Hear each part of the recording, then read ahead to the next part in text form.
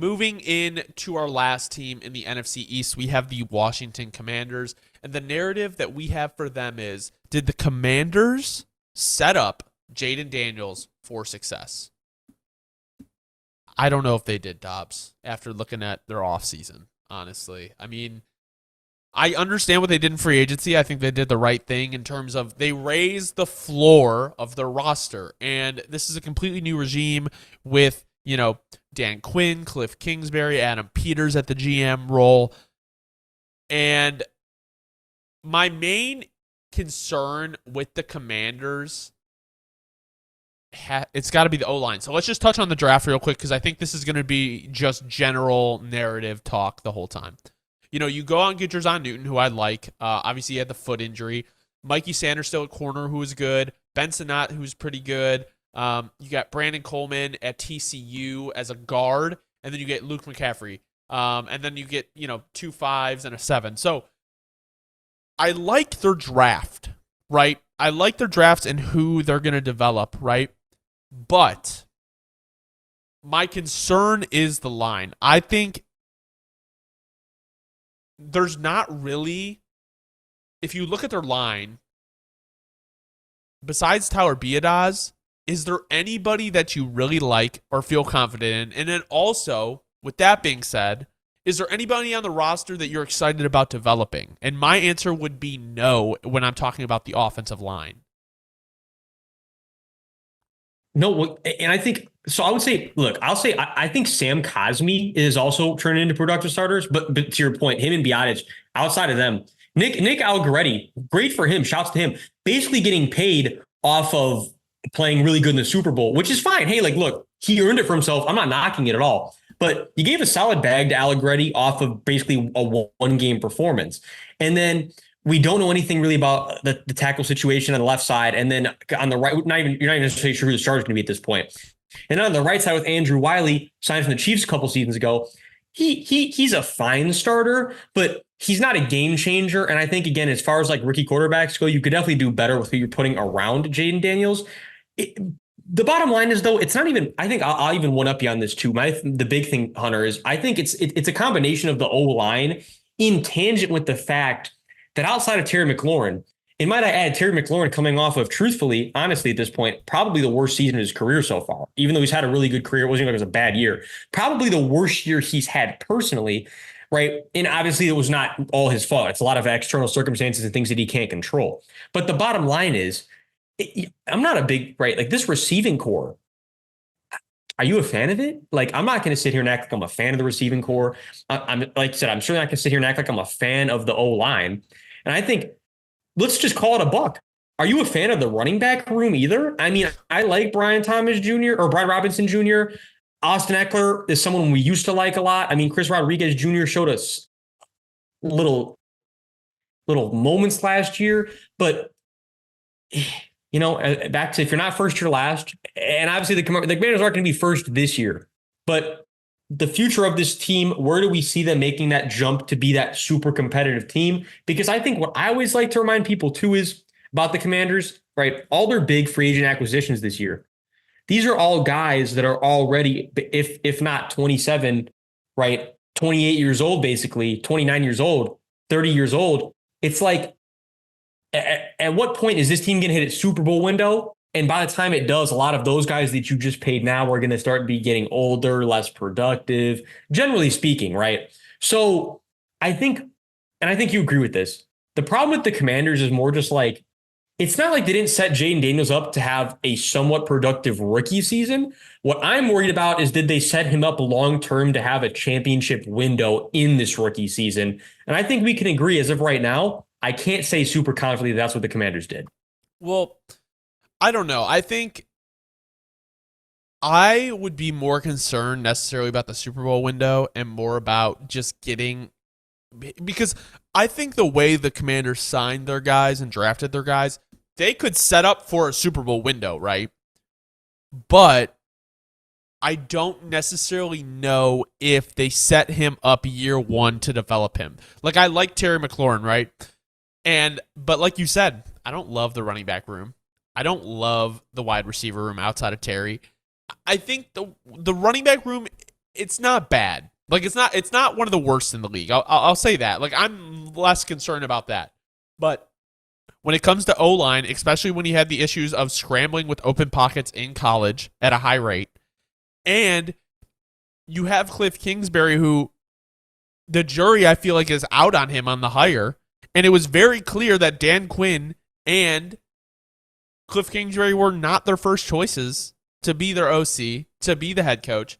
So I think Jayden Daniels might not have a bad rookie year. Developing into a franchise quarterback, though, with the line and wide receiver room they have, I don't know. I think this is the story of a lot of bad teams who take quarterbacks high. See the Patriots in our last video. But at the end of the day, I feel like they could have gone out and did more for the offensive line, and that is my main gripe with the Commanders this offseason. No, absolutely. And it's funny because I haven't even really thought about it at all until you're saying it. But again, I understand why, as opposed to the Patriots, that they're not from an optics standpoint. Like when you bring in, well, actually, though, funny enough, really, I'm going to rephrase that. I'm taking it all back. Really, that's a question we should be asking ourselves, Hunter. Like, why are more people and why are the Commanders, why is nobody really entertaining the idea that realistically, the best thing for the Commanders and Jayden Daniels would really be to give him this whole season probably to just sit and digest, just like all the other young quarterbacks. I get it. But he's not year young, coming though. out. Yeah, and I get it. I do. But I think I'll say, like, I think a lot of times we're looking at it the wrong way, maybe as NFL fans as a whole. Like, maybe it doesn't even have to do with the age when you come out. I think more anything, it just has to do with, it doesn't really matter. Like, it's like the adjustment, whether you're 26 or whether you're 21, is going to be a world of change when you're used to playing with college athletes. You know what I mean? Like, I think if we knew that Jayden Daniels was going to be sitting this whole year and he was going to just have a year where the Commanders were going to have another really bad record and develop more draft capital and have a more of a clear vision for day one when Jayden Daniels is going to start, like, we could maybe really be a playoff team this year. So I think you would agree. It doesn't feel like that at all for the Commanders this year. Same way as it doesn't for the Patriots, which is why, as we always say, it makes so much sense that Drake May likely won't be starting. It's funny. Like, in theory, you could very well say the same thing about Jayden Daniels, and I know I'm with you. Yeah, he's much older, but I'm just throwing it out there because it's funny. Like, you can't tell me that they couldn't potentially and Jayden Daniels both benefit mutually very much from that happening. So I think you could. I don't think they will. I think my main thing with the age, definitely don't think they will. I think my thing with the age is I don't necessarily think like he's going to be 24 this year, right? I don't necessarily think that's the problem. I think quarterbacks now can play into their late 30s, right? So it's more important that you develop and get him developed instead of rooting him early on. My issue is Jayden Daniels wins a lot with his legs. And we know the legs don't last into those late 30s. So my thing is, if you can't develop him as a passer when he's younger, and he has to rely on his legs because he's running for his life from this line, especially with D lines like Dallas and Philly, and even the Giants now. So my thing is, that's 6 games a year that you're going to be playing against really good defensive lines. If he's got to run, he's not even going to develop as a passer because, outside of Terry McLaurin, his guys can't get open and he's got to run for his life. The fact that he will have to develop into a passer later in his career is not looking good to me, in my opinion.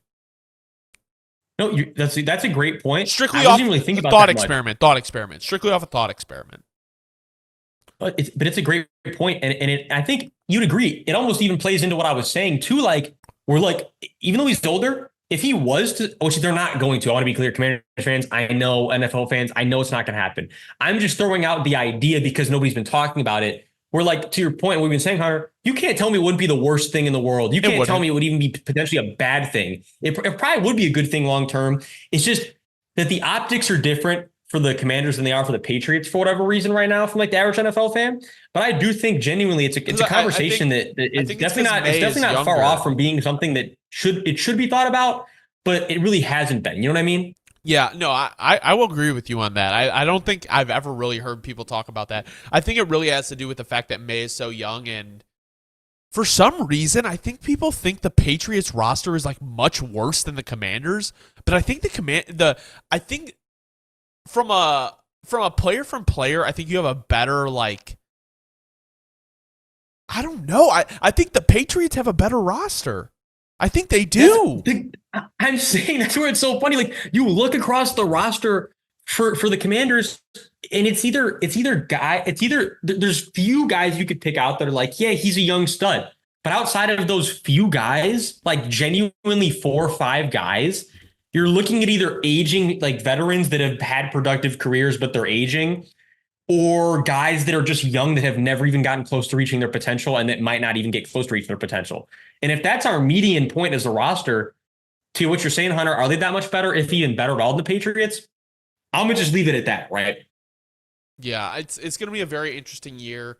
I think Jayden Daniels will do actually fare pretty well his rookie year. I think his sophomore year is going to be very telling. But that should wrap up our season team previews for the NFC East. Dobbs, do you have any final thoughts? How about final thoughts is that the NFC East is always a bloodbath, always fun to watch. I hope it's more of the same this year. Well, thank you guys so much for watching. As always, if you don't know ball and want to know ball, be sure to subscribe, leave a like, let us know in the comments what you think the narratives for each team in the NFC East will be. As always, have a great rest of your night.